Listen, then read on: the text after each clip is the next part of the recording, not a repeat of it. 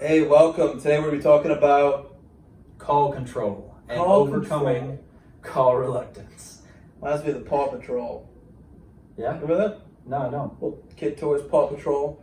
Little kid sheriff, with a little dog that was a sheriff. Yeah. But anyway, call control, right? Versus overcoming call reluctance, right? So we always start off with the idea that you're a powerful person, right? If you work in the insurance business, you work in our agency, you work in our brokerage, we believe you're here because you're a good person and you want to work hard, right? Those are the two people, the type of people we look for. People who work hard and they're good people. So we start with that foundation. So we believe that about you, you're here, right? So if we believe it about you, right, we think a certain amount of thoughts, right? So we start off with the foundation of here's who we are, and therefore this is the reason why we think these things, right? And we know that, hey, we've been appointed by the state to be advisors in insurance, all the Right. different lines of insurance. And so you're the advisor, you're the trusted authority in the relationship. You're in that position of authority to advise and counsel and give wisdom and insight into their insurance plans, right? And therefore we feel thoughts of excitement and care, and we're excited to talk to people, right?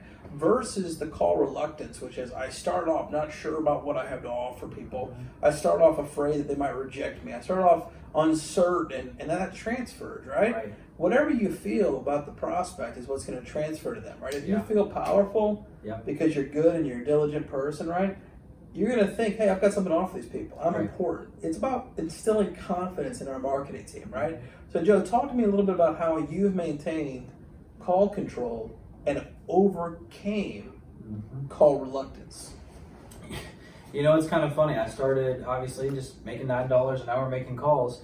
Right off the bat, that call reluctance comes in. Oh man, I don't want to make this call right now. Maybe if I breathe another 30 seconds, maybe if I do this, it'll be a little bit easier. And it really came down to I had to think about it and say, what am I really afraid of? Am I afraid of them saying no? Am I afraid of not getting enough appointments? Am I afraid of at the end of the day not being seen as good enough and maybe being cut from the team? And I just had to realize, hey, I'm in control of that. I'm in control of the experience. Some will, some won't. So what? So what?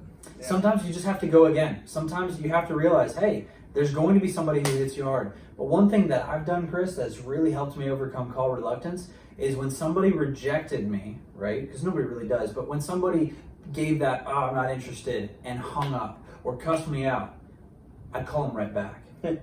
You turn around and you say, no, I'm not letting that be the end of the story.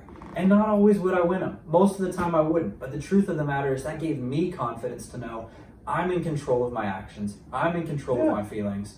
And I can do what I need to do to make sure that this works for the clients I'm trying to help. Right, and that's what we teach. We teach, hey, no matter what happens, right? When you call somebody, if you don't get an answer, just call them right back. Double tap. Every call, every lead that we have, we spend tens of thousands of dollars on leads every single month. We want to make sure we work those leads. We want to make sure if they're shopping online for insurance, or they've been to an event, or they've been somewhere where they've actually showed interest, we want to make sure we've done our part to double tap, triple tap, and to really double time the calls, right? Right. So we'll talk more about that in the next video about how many calls is normal for when to work a lead and how to work a lead, right? How much follow-up can you expect before you actually make a sale? So let's talk about the next episode.